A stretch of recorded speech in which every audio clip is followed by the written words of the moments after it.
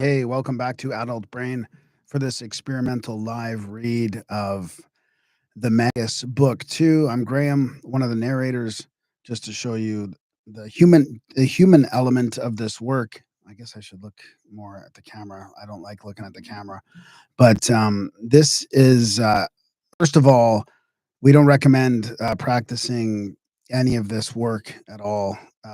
You can if you want, of course, but this is for information and entertainment purposes. This book is a bit different than the first book. The first book was more constellatory, let's say, talismanic. This is more about magnetism, ceremonial and Cabalistic magic, spirit, summoning spirits, magic circles, that kind of stuff. So, I think this could open up a can of worms. I hope YouTube is okay with it. Of course, some people will consider it, evil or black magic. It's going to talk about that a little bit in here, I think. I haven't read the whole thing. I've just really quickly perused it, but I decided we'll do it anyways. And because I do believe that it's better to get this sort of information out there, these old books. This one's like 250 years old. And the third book will be like a biography of a lot of these alchemists and magicians from going way back, like even John Dee's in there and Paracelsus and some of the classics as well. So this is how I'm going to do it. I'm going to share my screen here. We're going to get into it. We're going to probably read the first 5 chapters. But like I said, please, information only, entertainment. We're not condoning the use of this type of magical practice or any type, to be frank. This book was written in 1801 by Francis Barrett. And this is the second book here, the Magus containing magnetism and Cabalistic magic, which has added a treatise on prophecy, prophetic dreams, and inspiration. Book 2, Part 1, Magnetism. So let's get going. I'm going to edit it as we go, so it's pretty rough, and to try to be hopefully smooth, and there's not too many pronunciation problems in this first part. Part 1, Magnetism. In our following treatise of magnetism, we have collected and arranged in order some valuable and secret things out of the writings of that most learned chemist and philosopher Paracelsus, who was the ornament of Germany and the age he lived in. Likewise, we have extracted the very marrow of the science of magnetism out of the copious and elaborate works of that most celebrated philosopher by fire, Van Helmont, who together with Paracelsus industriously promulgated all kinds of magnetic and sympathetic cures, which, through the drowsiness, ignorance, unbelief, and obstinacy of the present age, have been so much and so totally neglected and condemned. Yet, however impudent in their assertions and bigoted to their own false opinions some of our modern philosophers may be, yet we have seen 2 or 3 individuals who, by dint of perseverance, have proved the truth and possibility of magnetism by repeated and public experiments. So this is, I think, where mesmerism came from or started. They called it magnetism back then. So still controversial today, but everybody pretty much accepts that it's a phenomena, I would say. Um, Indeed, the ingenious invention of the magnetic tractors prove at once that science should never be impeded by public slander or misrepresentation of the facts that have proved to be of general utility.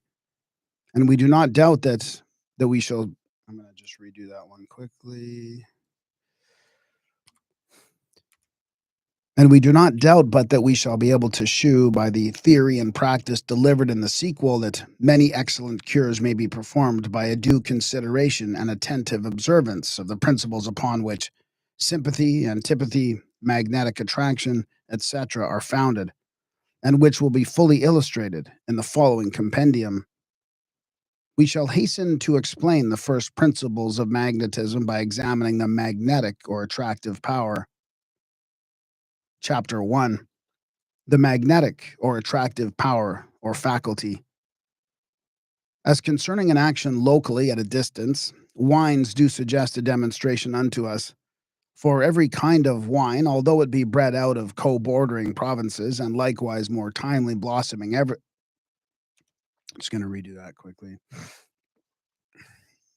I was going to say I should probably have put like this is not medical advice either, just to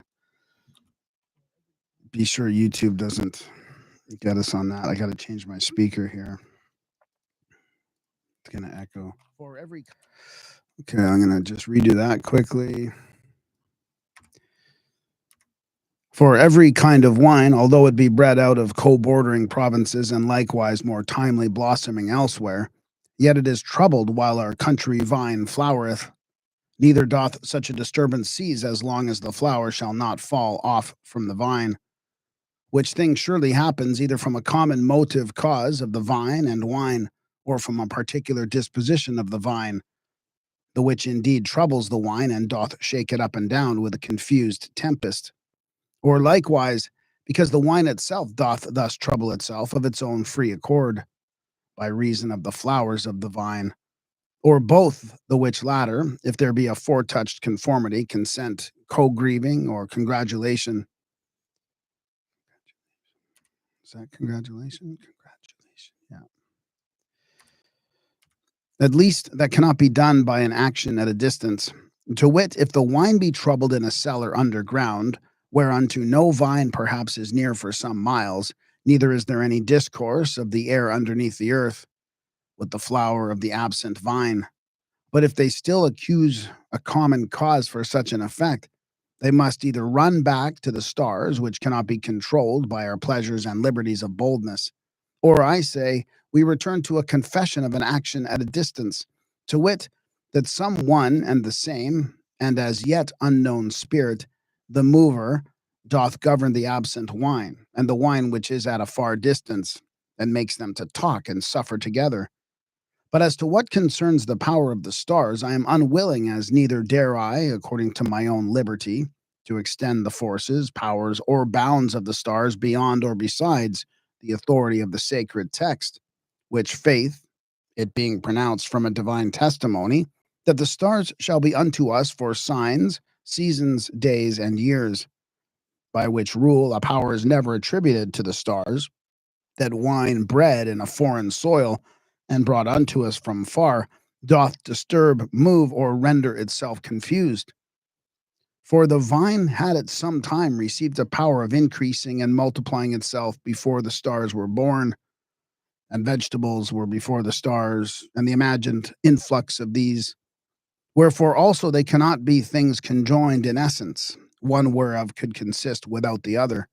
Yeah, the vine in some places flowereth more timely, and in rainy or the more cold years our vine flowereth more slowly, whose flower and stages of flourishing the wine doth notwithstanding imitate. And so neither doth it respect the stars that it should disturb itself at their beck.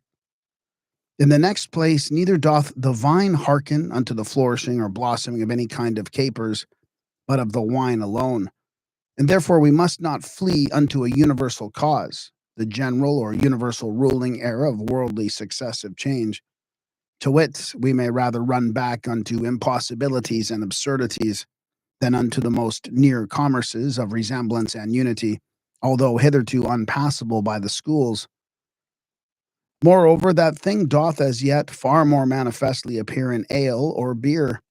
When in times past our ancestors had seen that of barley, after whatsoever manner it was boiled, nothing but an empty pizzana or barley broth, or also a pulp, was cooked. They meditated that the barley first ought to bud, which they then called malt, and next they nakedly boiled their ales, imitating wines, wherein first of all some remarkable things do meet in one. To wit, there is stirred up in barley a vegetable bud, the which, when the barley is dried, doth afterwards die, and loseth the hope of growing, and so much the more by its changing into meal, and afterwards by an afterboiling. It despairs of a growing virtue. Yet these things nothing. Just redo that quickly. Scroll up while I can.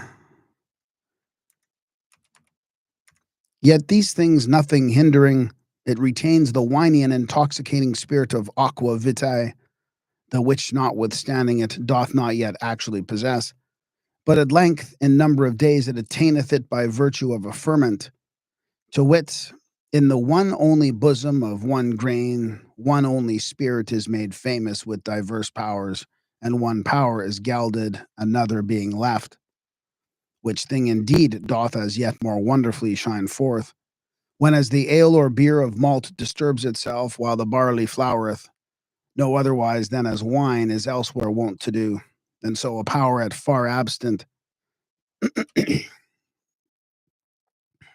no otherwise.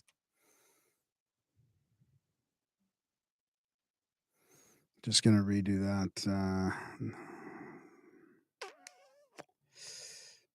Redo that whole thing here.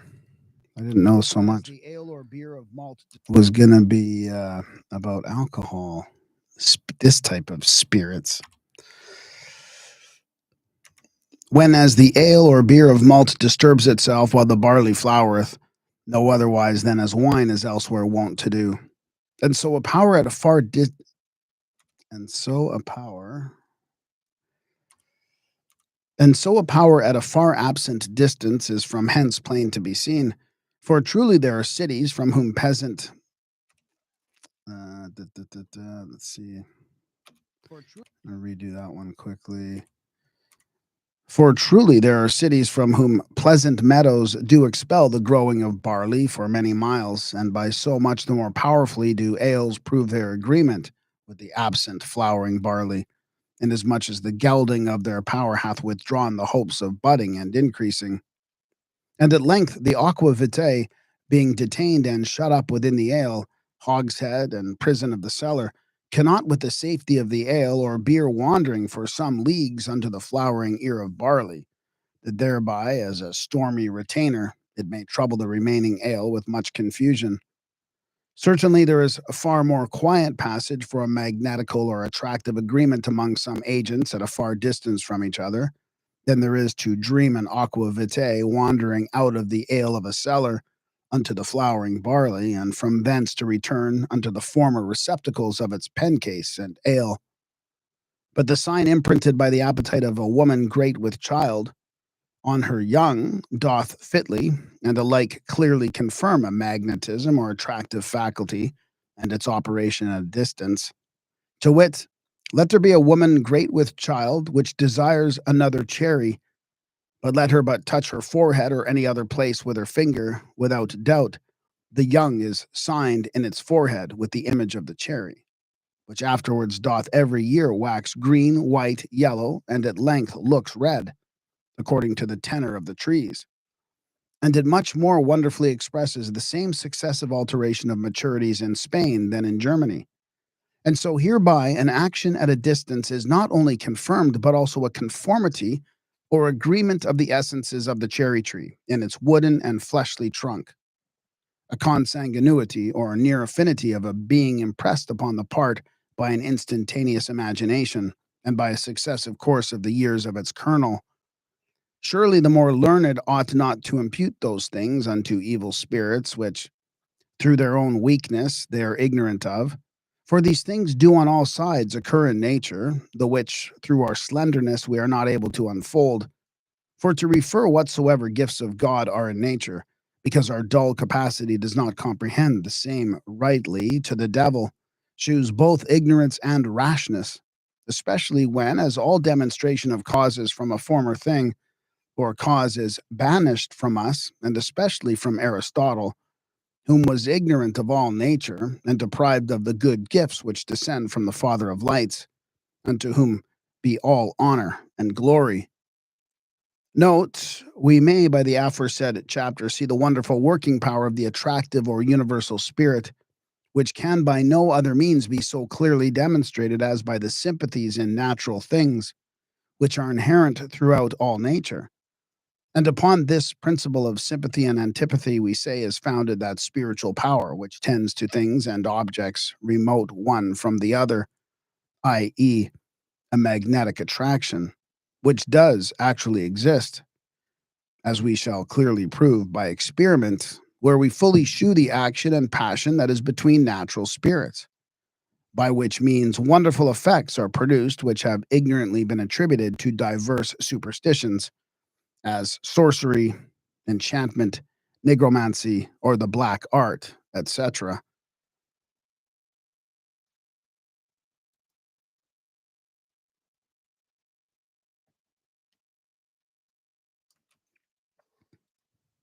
Wow, that really reminded me of Rupert Sheldrake's morphic resonance. I think he studied it more on animals, but it sounds like they're talking about this non-local attraction through plants and other natural things.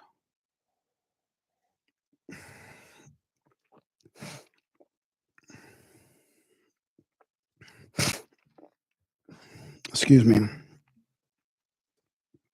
Okay, let's keep going here in chapter 2. Chapter 2 of Sympathetic Medicines. In the year 1639, a little book came forth whose title was The Sympathetical Powder of Idrisius Moinus of Ibero, whereby wounds are cured without application of the medicine unto the part afflicted, and without superstition, it being sifted by the sieve of the reasons of Galen and Aristotle. Let me just redo that quickly and make sure that is up okay. It being sifted by this. Check.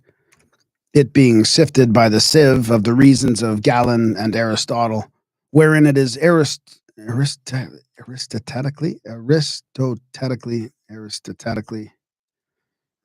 wherein it,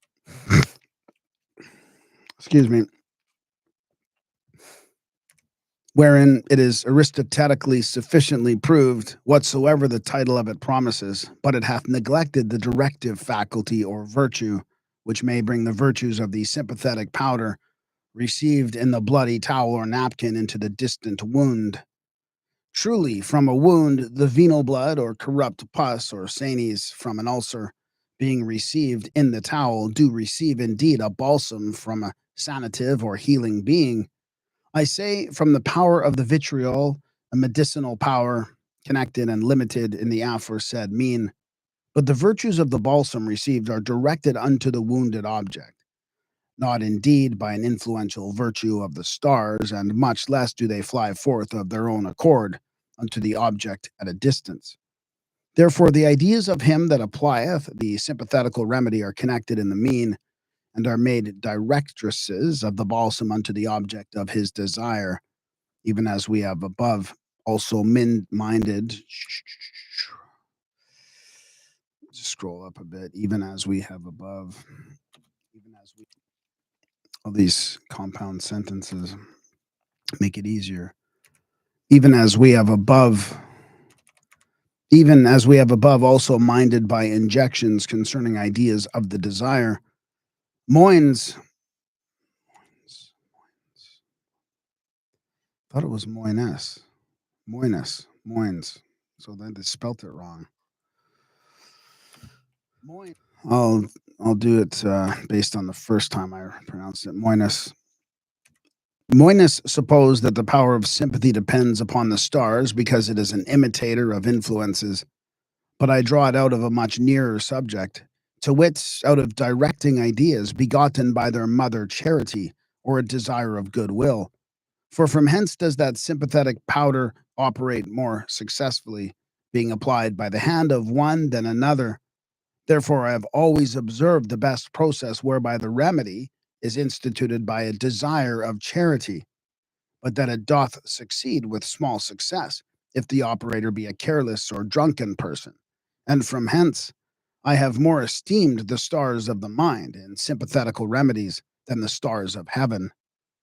But that images, being conceived, are brought unto an object at a distance. A pregnant woman is an example of, because she is she who present.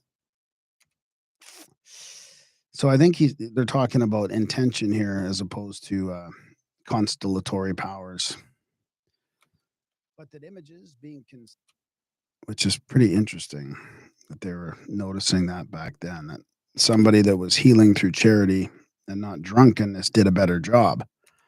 That's the way I take it. but that images being conceived are brought unto an object at a distance. A pregnant woman is an example of, because she is she who presently transfers all the ideas of her conception on her young, which dependeth no otherwise on the mother than from a communion of universal nourishment. Truly, seeing such a direction of desire is plainly natural. It is no wonder that the evil spirit doth require the ideas of the desires of his imps to be annexed unto a mean offered by him. Indeed, the ideas of the desire are after the manner of the influences of heaven, cast into a proper object, how locally remote soever. That is, they are directed by the desire, especially pointing out an object for itself, even as the sight of the basilisk or touch of the torpedo is reflected on their willed object. For I have already shewn in its place that the devil doth not attribute so much as anything in the directions of things injected, but that he hath need of a free directing and operative power or faculty. But I will not disgrace sympathetical remedies because the devil operates something about things injected unto the body. So interesting. Things injected into the body. But I will not just. Funny, I keep naturally wanting to say unto instead of into. But I will not disgrace sympathetical remedies because the devil operates something about things injected into the body. For what have sympathetical remedies in common? Although Satan doth cooperate in injections by wicked natural means required from his bond slaves, for everything shall be judged guilty or good from its ends and intents. And it is sufficient that sympathetical remedies do agree with things injected in natural means or medicines.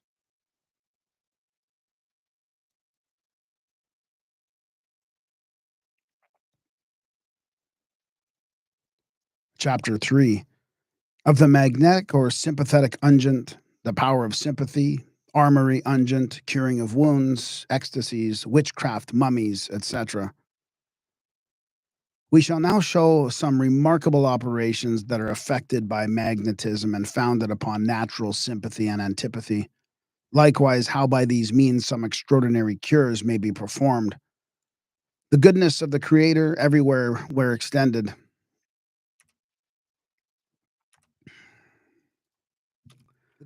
Let me try that again here. The goodness of the Creator everywhere extended, created everything for the use of ungrateful man.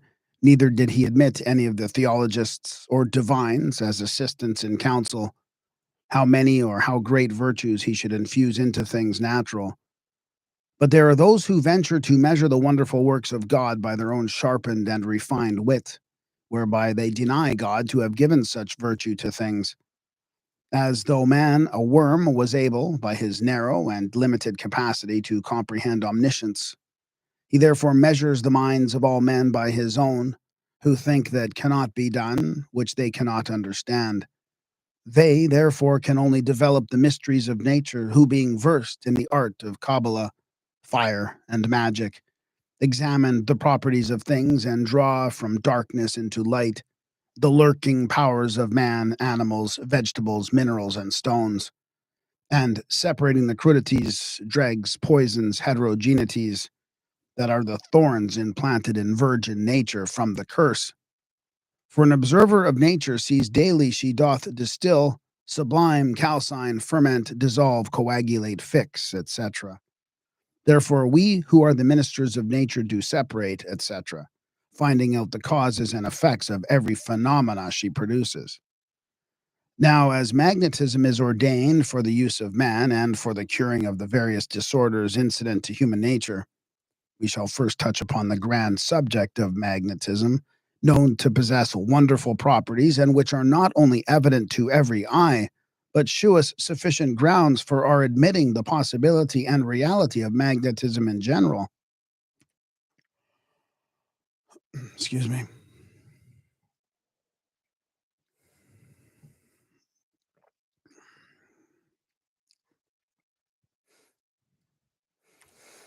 Here we go. Okay. The lodestone.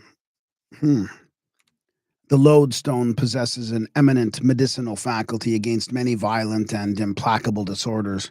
Helmont says that the back of the lodestone, as it repulses iron, so also it removes gout, swellings, rheum, etc. That is of the nature or quality of iron, the iron attracting faculty if it be joined to the mummy of a woman, and the black of the lodestone. The mummy or the tummy? And the black. The mummy of a woman. That is of the nature or quality of iron, the iron. I'm going to just redo it from there and see here.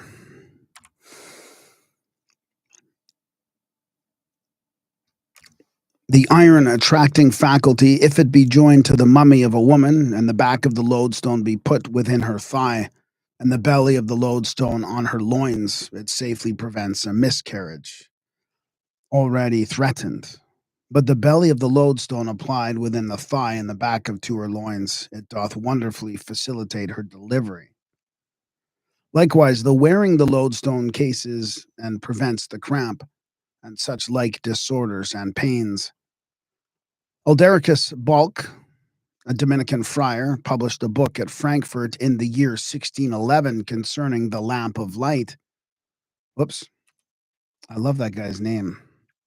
Aldericus Balk. A Dominican friar, but it's the lamp of life, not light. Oh man, all the way to the end of the sentence. That's always when it happens. Aldericus Balk, a Dominican friar, published a book at Frankfurt in the year 1611 concerning the lamp of life, in which we shall find, taken from Paracelsus, the true magnetical cure of many diseases, viz., the dropsy, gout, jaundice, etc.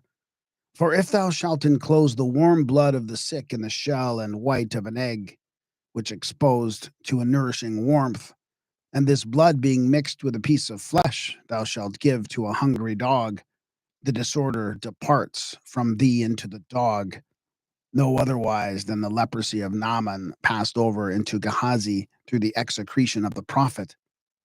If women weaning their infants shall milk out their milk upon hot burning coals, the breast soon dries. If anyone happens to commit nuisance at thy door, and thou wilt prevent that beastly trick in future, take the poker red hot and put it into the excrement, and by magnetism his posteriors shall become much scorched and inflamed. Make a small table of the lightest, whitest, and basest kind of lead, and at one end put a piece of amber, and 3 spans from it lay a piece of green vitriol. This vitriol will lose soon its color and acid, both which effects are found in the preparation of amber. The root of the Caroline thistle being plucked up when full of juice and virtue, and tempered with the mummy of a man, will exhaust the powers and natural strength out of a man, on whose shadow thou shalt stand, into thyself.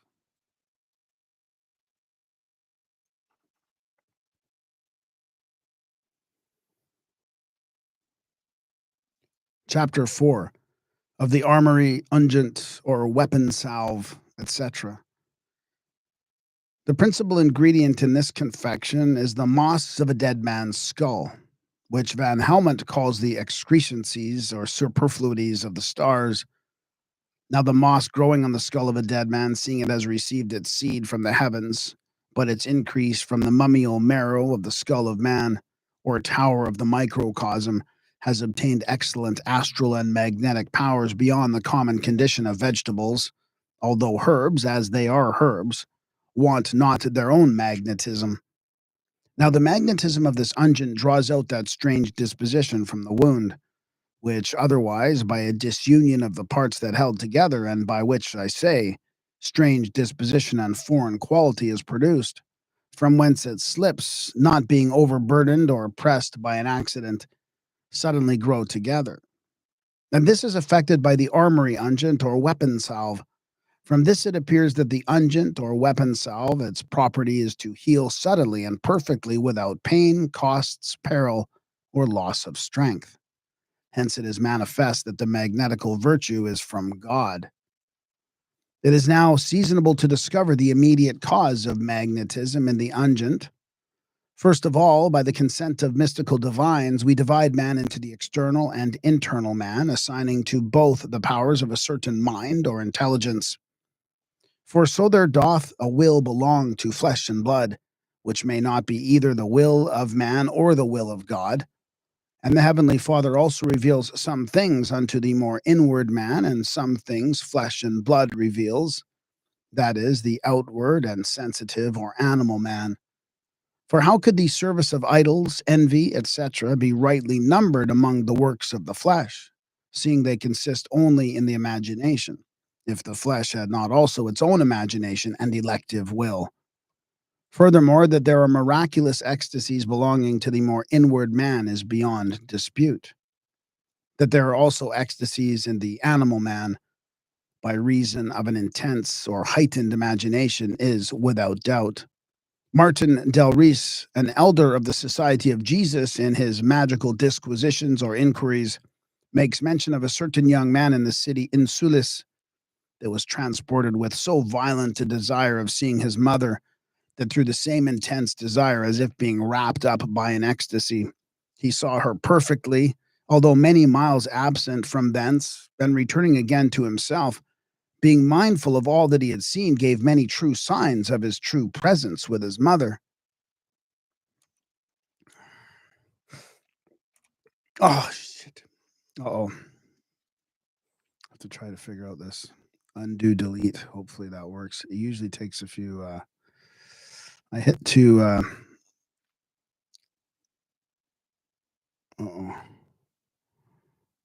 I hit two keys together. What the? Uh-oh. Uh-oh. Where was I? Whoops. Oh. What? Lamp of light. Lamp of light all the way back there. Let me see what happens here. Undo delete. Redo record. Redo delete. Undo record. Redo delete. Undo delete. Undo record. Oh no. Redo record. There should be another one. Redo delete. Redo record. Oh no. Oh no. Okay, I'm gonna have to. I don't want to mess up the YouTube thing, so I will make a note of this at 17:55. I have to come back and edit this.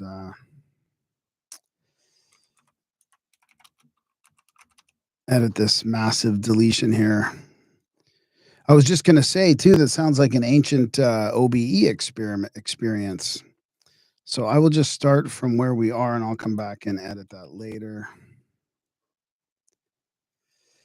So let's see here with his mother. Okay. Now that desire arose from the more outward man, viz., from blood and sense or flesh, is certain. For otherwise, the soul being once dislodged or loosened from the bonds of the body, cannot, except by miracle, be reunited. Now that desire arose from the more outward man, viz., from blood and sense or flesh, is certain. For otherwise, the soul being once dislodged or loosened from the bonds of the body, cannot, except by miracle, be reunited to it. There is therefore in the blood a certain ecstatical and transporting power, which, if at any time shall be excited or stirred up by an ardent desire and most strong imagination, it is able to conduct the spirit of the more outward man even to some absent and far distant object. But then that power lies hid in the more outward man, as it were in potentia, or by way of possibility. Neither is it brought into act unless it be roused up by the imagination, inflamed and agitated by a most fervent and violent desire.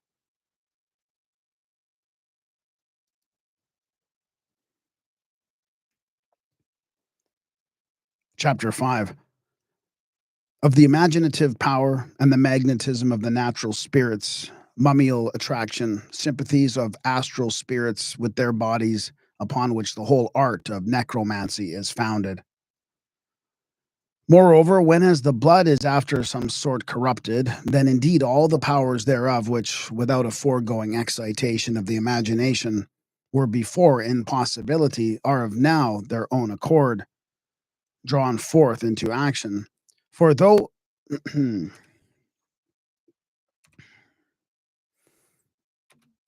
I kind of made a mistake in that sentence, but I'm not going to go back and fix it. I think it's fine. I just add it now.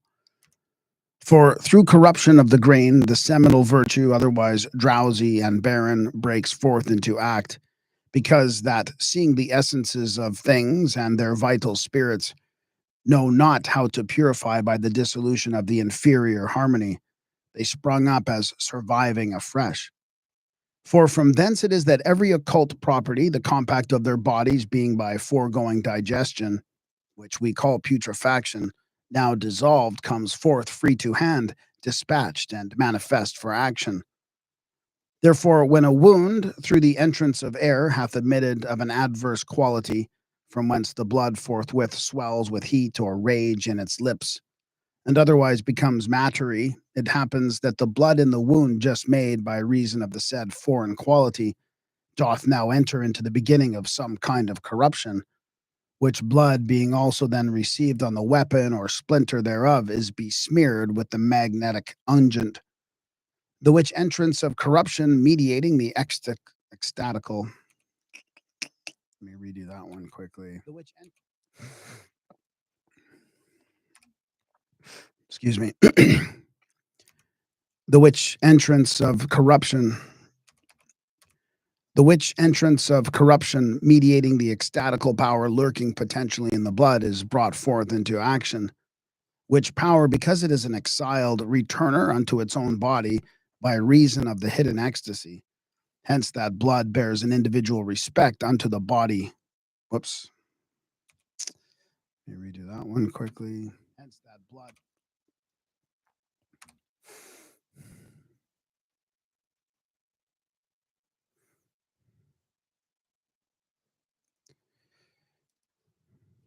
Okay, right there. Hence that blood bears an individual respect unto the blood of its whole body. Hence that blood bears an individual respect unto the blood of its whole body. Then indeed the magnetic or attractive faculty is busied and operating in the unguent and through the mediation. Okay, focus.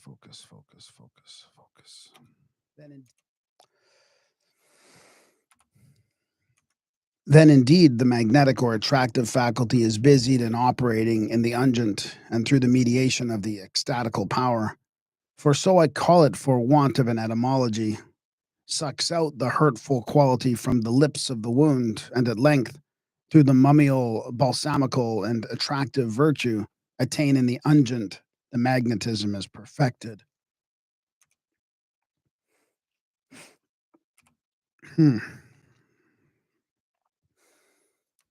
So thou hast now the positive reason of the natural magnetism in the unguent, drawn from natural magic, whereunto the light of truth ascends, saying, where the treasure is, there is the heart also. For if the treasure be in heaven, then the heart, that is, the spirit of the internal man, is in God, who is in the paradise, who is the paradise. I'm just going to redo that whole sentence quickly. That's an important point. I don't want to get that wrong. For if the treasure be in heaven, then the heart, that is, the spirit of the internal man, is in God, who is the paradise, who alone is eternal life. But if the treasure be fixed or laid up in frail and mortal things, then also the heart and spirit of the external man is in fading things. Neither is there any cause of bringing in a mystical sense, by taking not the spirit, but the cogitation and naked desire for the heart. For that would contain a frivolous thing, that whosoever, it's funny, it says wheresoever, not whosoever.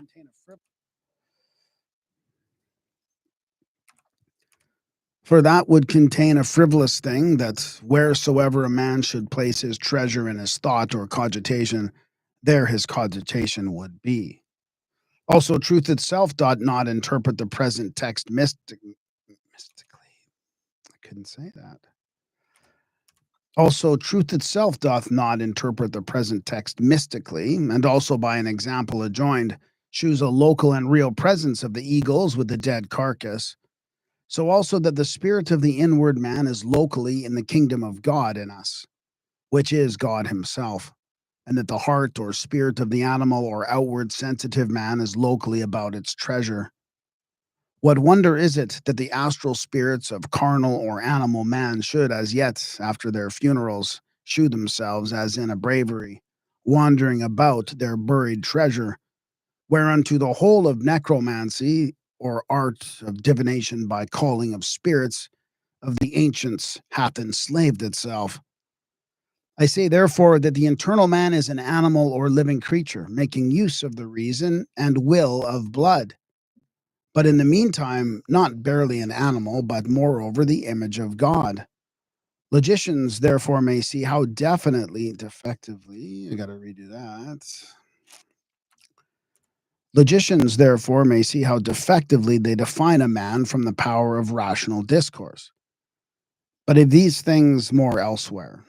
I will therefore join the magnetism of eagles to carcasses, for neither are flying fowls endowed with such an acute smelling that they can, with a mutual consent, go from Italy into Africa unto carcasses, for neither is an odor so largely and widely spread, for the ample latitude of the interposed sea hinders it, and also a certain elementary property of consuming it. Nor is there any ground that thou shouldest think these birds do perceive the dead carcasses at so far a distance with their sight, especially if those birds shall lie southwards behind a mountain. But what need is there to enforce the magnetism of fowls by many arguments, since God himself, who is the becoming and end of philosophy, doth expressly determine the same process to be of the heart and treasure, with these birds and the carcass, and so interchangeably between these and them. For if the eagles were led to their food, the carcasses, with the same appetite whereby four-footed beasts are brought on to their pastures, certainly he had said in one word that living creatures flock to their food even as the heart of man to his treasure, which would contain a falsehood. For neither doth the heart of man proceed unto its treasure, that he may be filled therewith as living creatures do to their meat.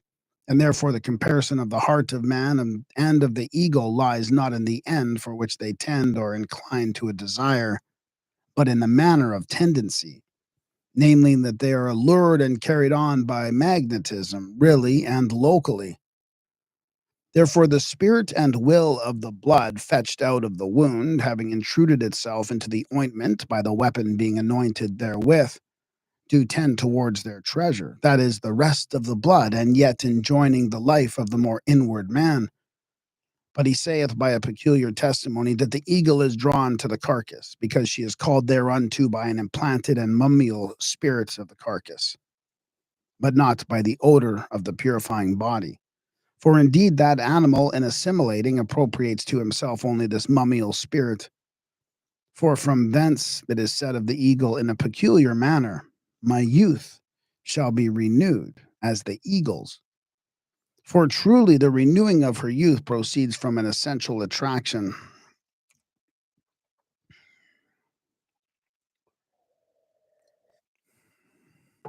Hmm. Just redo that one quickly.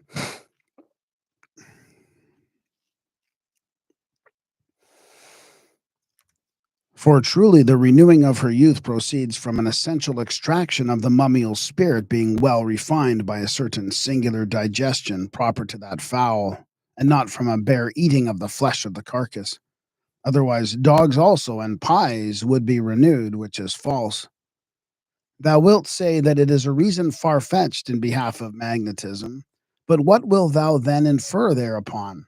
Hereupon, hereupon, hereupon. But what will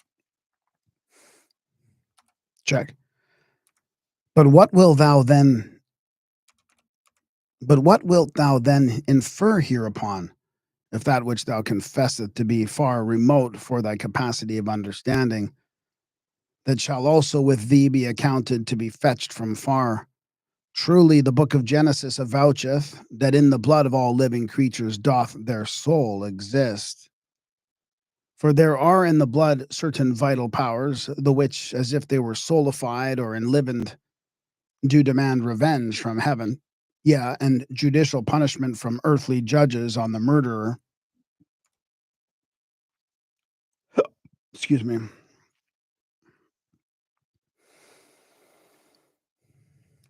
Which powers, seeing they cannot be denied to inhabit naturally in the blood, I see not why they can reject the magnetism of the blood, as accounting it among the ridiculous works of Satan.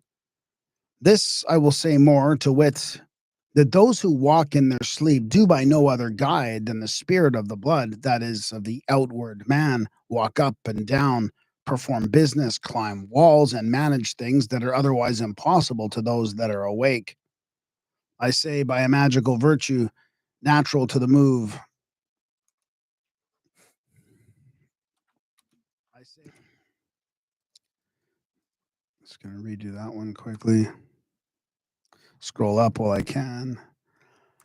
I say by a magical virtue, natural to the more outward man, that St. Ambrose, although he was far distant in his body, yet was visibly present at the funeral solemnities of St. Martin. Yet he was spiritually present at those solemnities in the visible spirit of the external man, and no otherwise. For inasmuch as in that ecstasy which is of the more internal man, many of the saints have seen many and absent things. This is done without time and place, through the superior powers of the soul being collected in unity, and by an intellectual vision, but not by a visible presence. Otherwise, the soul is not separated from the body, but in good earnest, or for altogether. Neither is it reconnected thereunto, which reconnection, notwithstanding, is otherwise natural or familiar to the spirit of the more outward man. It is not sufficient in so great a paradox to have once, or by one single reason, touched at the matter. It is to be further propagated, and we must explain how a magnetic attraction happens also between inanimate things by a certain perseverance. You redo that quickly. It is to be further propagated. It is to be.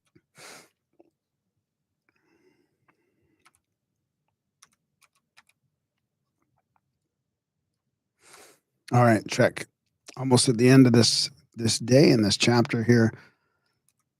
It is to be further propagated, and we must explain how a magnetic attraction happens also between inanimate things by a certain perceivance or feeling, not indeed animal or sensitive, but natural. Which thing that it may be more seriously done, it behooves us first to shew what Satan can of his own power contribute to, and after what manner he can cooperate in the merely wicked and impious actions of witches. For from thence it will appear unto what cause every effect may be attributed. In the next place, what the spiritual power may be which tends to a far remote object, or what may be the action, passion, and skirmishing between natural spirits, or what may be the superiority of man as to the other inferior creatures, and by consequence why indeed our Unguent, being compounded of human mummies, do thoroughly curse horses also.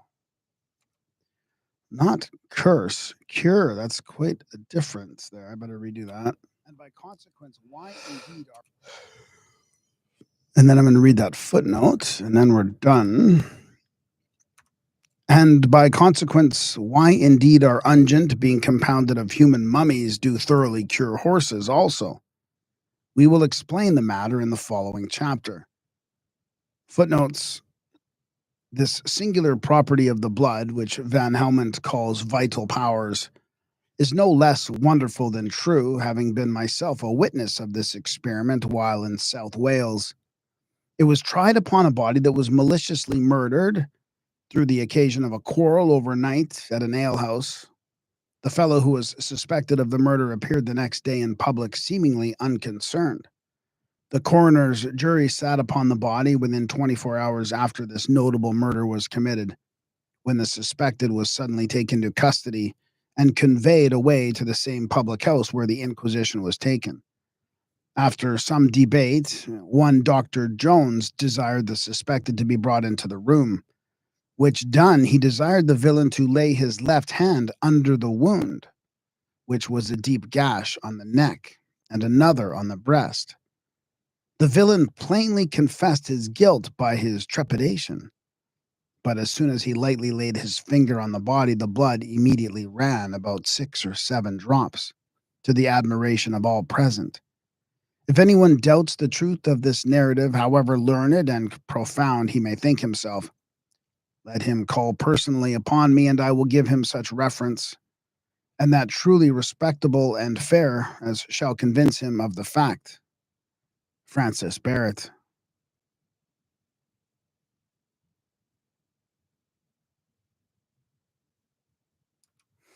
So tomorrow we will do Witchcraft,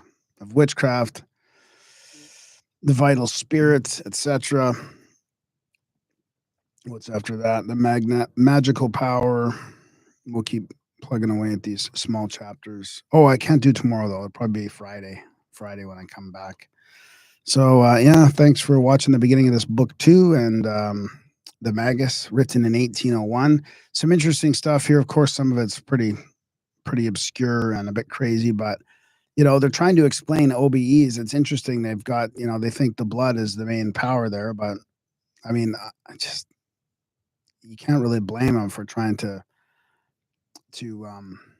explain these phenomena that we're just coming back around to investigating and accepting the real mysteries thereof. So thanks for being here, and we'll see you again. And check out our live tab for all the other live books and all the other books in this catalog. Share the channel out, and we got our stuff on Spotify and Audible too, which is very helpful if you want to buy books there. It supports us. Thank you.